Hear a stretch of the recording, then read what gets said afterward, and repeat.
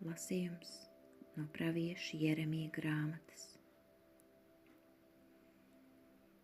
Jūdas ķēniņa Sedecija valdīšanas sākumā, 4. gadā, 5. mēnesī, Āzura dēls Hananijs, pravietis no Gibeonas, uzrunāja mani kunga namā, priesteru un visas tautas priekšā, sacīdams: Tā saka debespulku kungs, Izraēļa Dievs.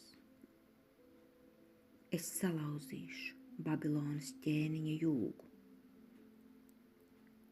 Vēl tikai 2 gadi, un es likšu atnest atpakaļ uz šo vietu visus kunga nama piederumus, ko no šīs vietas paņēma Nebuhadnezars, Babilonas ķēniņš, un aizveda uz Babilonu.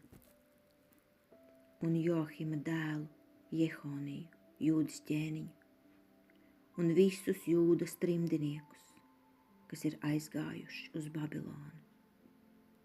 Es atvedīšu atpakaļ uz šo vietu, saka kungs, jo es salauzīšu Babilonas ķēniņa jūgu. Tad pravietis Jeremijs uzrunāja pravieti Hananiju, priesteru un visas tautas acu priekšā, kuri stāvēja kunga namā. Un pravietis Jeremijs teica: lai notiek, lai kungs tā izdara, lai kungs piepilda tavus vārdus, ko tu pravietoji, ka piedarumi atgrieztos kunga namā un visi trimdnieki uz šo vietu. Tomēr paklausies šo vārdu, ko es sacīšu tavām un visas tautas ausīm. Pravieši, kas bija pirms manis un pirms tevis, jau kopš senseniem laikiem pravietoja pret daudzām zemēm un daudzām tautām par karu, par spaidiem un par mēri. Bet pravietis, kurš sludina mieru, tiks uzskatīts par patiešām kunga sūtītu pravieti tad, ja viņa vārdi piepildīsies. Tad pravietis Hananijs no pravieša Jeremija kakla noņēma jūgu un to salauza. Un Hananijs sacīja visas tautas priekšā: Tā saka kungs. Tāpat pēc 2 gadiem es salauzīšu Nebuhadnezora, Babilonas ķēniņa jūgu, noņemot to no kakla visām tautām. Pravietis Jeremijs tad aizgāja savu ceļu. Un pēc tam, kad pravietis Hananijs bija salauzis jūgu uz pravieša Jeremija kakla, Jeremijam atklājās kunga vārds, kas sacīja: Ej un pasaki Hananijam, tā saka kungs, koka jūgu tu salauzi, bet tā vietā sagatavoji dzelzs jūgu, jo tā saka debespulku kungs, Izraēļa Dievs. Visām šīm tautām es uzliku kaklā dzelzs jūgu, lai tās kalpotu Babilonas ķēniņam Nebukadnezaram, un tās viņam kalpos. Tāpēc es viņam pakļāvu arī savvaļas zvērus. Un pravietis Jeremijs sacīja pravietim Hananijam: Klausies, Hananij, kungs nav tevi sūtījis, bet tu esi licis šai tautai lolot maldīgu cerību. Tāpēc kungs saka tā: redzi, es tevi noslaucīšu no zemes virsmas. Tu nomirsi šajā gadā, jo tu esi sludinājis neusticību kungam. Un pravietis Hananijs nomira tajā gadā, 7. mēnesī. Tas ir Dieva vārds.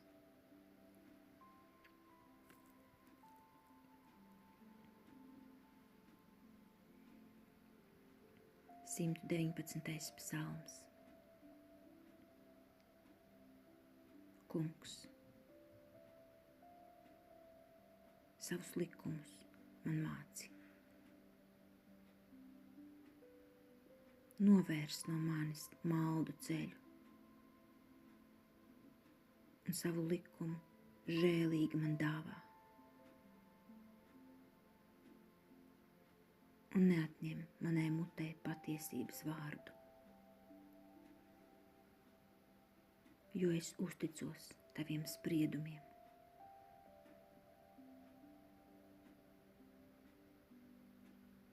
Lai man pievēršas tie, kas tevis bīstas un atzīst tavus priekšrakstus. Mana sirds, lai ir neaptraipīta tavu likumu priekšā, lai es nenonāktu kaunā.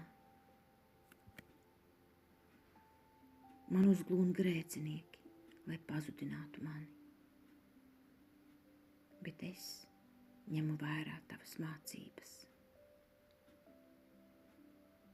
No taviem lēmumiem es neesmu atkāpies, jo tu man esi devis likumu. Kungs, savus likumus man māci.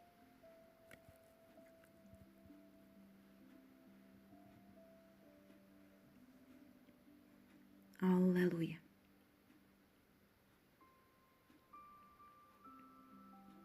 Rabi, tu esi Dieva dēls. Tu esi Izraēļa ķēniņš. Alleluja!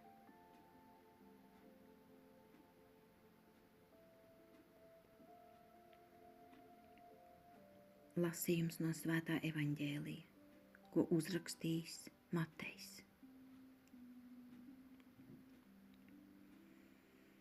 Pēc tam, kad ļaudis bija pāēduši, Jēzus tūlīt lika mācekļiem kāpt laivā un pirms viņa pārcelties otrā krastā, kamēr viņš atlaidīs ļaudis.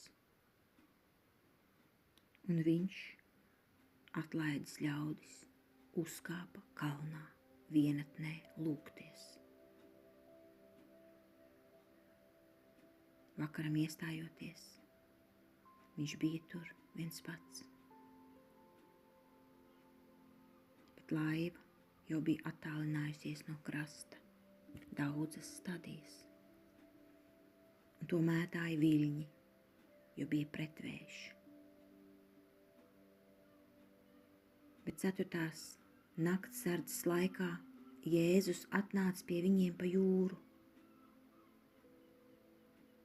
un mācekļi, redzot viņu staigājam pa jūras virsmu, izbijās sacīdami: tas ir spoks, un aiz bailēm viņi sāka kliegt.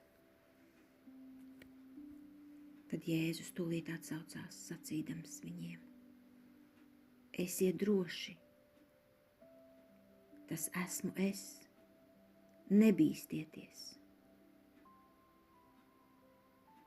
Bet Pēteris viņam atbildot sacīja: Kungs, ja tas esi tu, tad liec man iet pie tevis pa ūdens virsmu.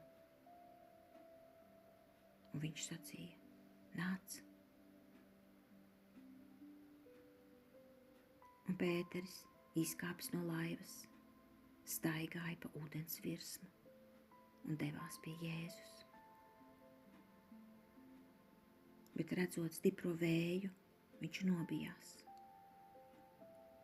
Un sākdams grimt, iesaucās sacīdams: Kungs, glāb mani! Bet Jēzus tūdaļ izstiep roku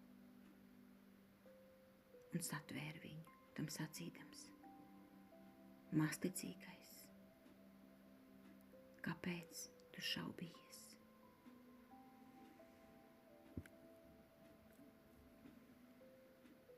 Un, kad viņi iekāpa laivā, vējš norima. Bet tie, kas bija laivā, krita Jēzus priekšā sacīdami: patiesi, tu esi Dieva dēls. Pārcēlušies, viņi nonāca Ģenezaretes zemē, un, kad tā novada ļaudis viņu pazina, tie izsūtīja vēsti pa visu to apgabalu, un pie viņa nesa visus slimniekus un lūdza viņu atļaut pieskarties kaut viņa drēbju vīlei. Un visi, kas pieskārās, kļuva veseli.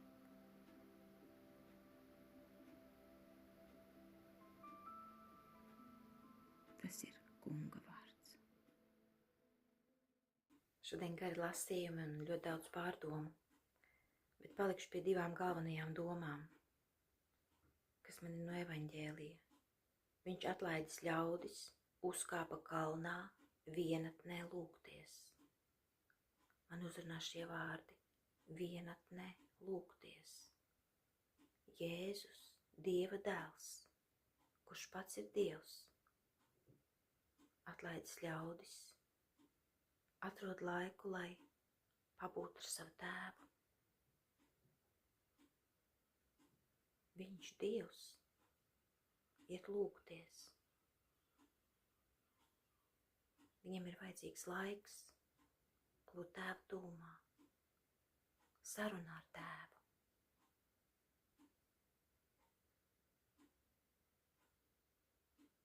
Un tā nav vienīgā raksturvieta tāda, kas parāda, ka Jēzus attālinās no ļaudīm un aiziet vienatnē lūgties.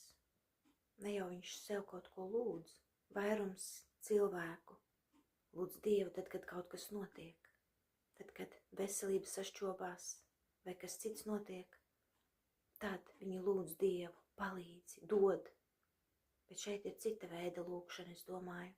Te nav teikts, ko Jēzus teica tētim, bet es domāju, ka šī lūgšana ir būšana, tēva tuvumā, saruna, mīlestības apmaiņa. Tā kā divi iemīlējušies, kad sēž blakām, skatās viens uz otru, neko nelūdz viens no otra, pat neko nerunā, vienkārši skatās un ir laimīgi. Viņi ir laimīgi būt viens otru tūmā. Tāpat arī Jēzus atrod laiku klusumam, vienatnei, būt sava tēva tuvumā. Cik ļoti svarīgs šis laiks klusumam un vienatnei. Man ļoti svarīgs šis laiks. Ja jau pat Dieva dēls iet lūgties, tad kur vēl vairāk mums cilvēkiem ir vajadzīgs šis laiks, lai piepildītos ar Dievu mīlestību, ar Dievu mieru, lai atjaunotos, lai ļautu debes tēvam mūs paauklēt, samīļot, piecelt, stiprināt, iedrošināt, sapurināt, nomierināt. Es aicinu arī tevi atrast šādu laiku, kaut īsu brīdi, atrast laiku klusumam, atrast laiku vienatnei ar savu debes tēti. Nevis, lai kaut ko sev lūgtu, bet lai būtu viņa tūmā, viņa klātbūtnē, lai klausītos, lai pateiktu, ka tu viņu mīli, un lai sajustu viņa mīlestību. Tā ir pirmā rakstu vieta, kas man šodien ļoti uzrunāja.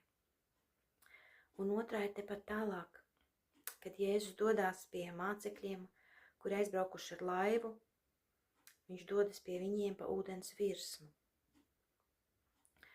Un tad šī te slavenā rakstu vieta, kas vienmēr mani uzrunā, kad mācekļi ierauga, ka Jēzus nāk pa ūdens virsmu, un Pēteris saka, ja tas esi tu, tad saki, lai es eju pie tevis pa ūdeni. Un Jēzus viņam sacīja, nāc.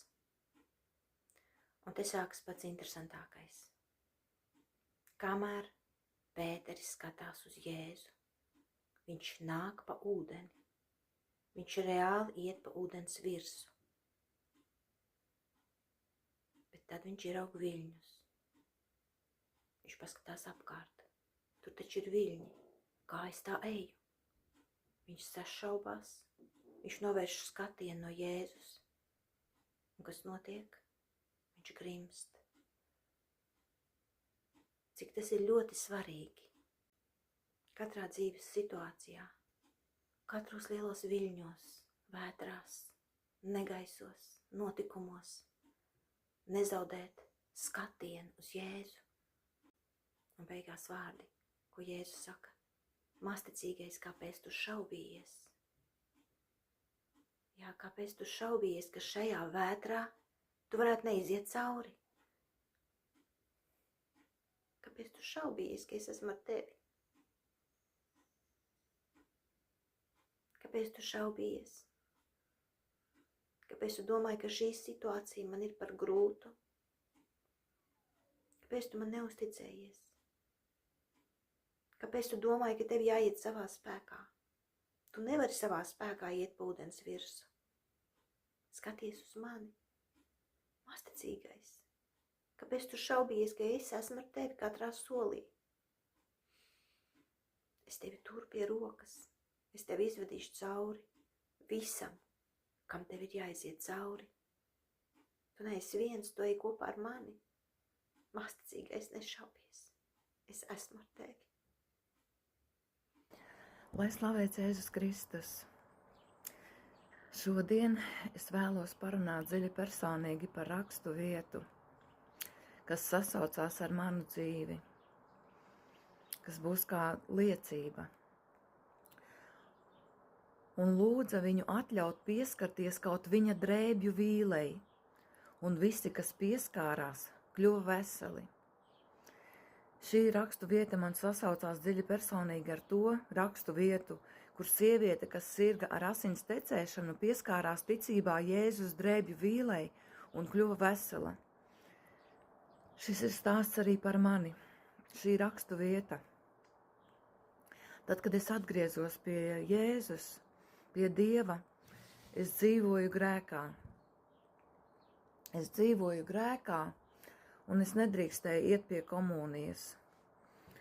Bet jo vairāk es ieticēju, jo vairāk mana sirds ilgojās pēc komunijas. Jo vairāk es ieticēju, jo vairāk es vēlējos būt vienot ar Dievu, bet es to nevarēju.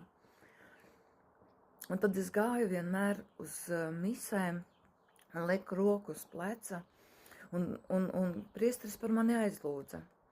Un manas sirds ilgas pēc Jēzus bija tik lielas, kad es pie sevis domāju tā. Tās pašas rokas, kas dod šo te komuniju citiem, tās pašas rokas liek man uz galvas. Un aizlūdz par mani.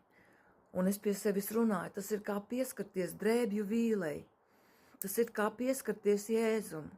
Un es tiešām to ticībā arī tā domāju. Un pie sevis to es arī lūdzos. Un, protams, ka es kļuvu dziedināta. Es to no sirds atceros, kā es sapratu, kad manī ienāk mīlestība, kā manī ienāk prieks, kā manī ienāk dziedināšana. Un tad es tiešām sapratu, ka šī rakstu vieta strādā. Ka tiešām kaut vai pieskarties Jēzus drēbju vīlei, kaut vai pieskarties priestera rokām, tā jau ir žēlastība, tā jau ir svētība, tā jau ir liela, liela žēlastība. Zīmīgi es par šo šodien runāju, ka mums šodien ar vīru ir 14 gadi laulībā. Jā, tieši 3. augustā mēs ar vīru salauzāmies. Un es varēju būt pie komunijas, es varēju iet pie komunijas, un tajā dienā, kad es pirmoreiz gāju pie komunijas, es biju visa baltā. Un es varēju pieskarties ne tikai drēbju vīlei, bet es varēju pieskarties tiešām pašam Jēzum un pieņemt viņu sevī. Kungs, paldies par tavu vārdu, kas ir dzīvs un iedarbīgs, kas dziedina un izved brīvībā. Kungs, paldies par ticības dāvanu, un par to, kad es varu dzīvot kopā ar tevi. Kad es tiešām to sapratu, kad es esmu dziedināta, es sapratu, kad es esmu saņēmusi ļoti, ļoti lielu žēlastību. ka es esmu saņēmusi tādu žēlastību pieskarties Jēzus drēbju vīlei un tapt dziedināta. Un tas ir ļoti, ļoti, ļoti brīnišķīgi, tas ir ļoti, ļoti skaisti, un tas ir vienmēr ļoti neaizmirstami. Un visi kļuva veseli, un tas visi vairs nav kaut kas abstrakts priekš manis, bet tas visi ir tas, ka tiešām, ja tu ticībā pieskaries Jēzum, ja tu ticībā pieskaries kaut vai Jēzus drēbju vīlei, tu kļūsti vesels, tava dvēsele kļūst vesela, tava miesa kļūst vesela, tavs gars kļūst vesels. Un tas ir pats skaistākais.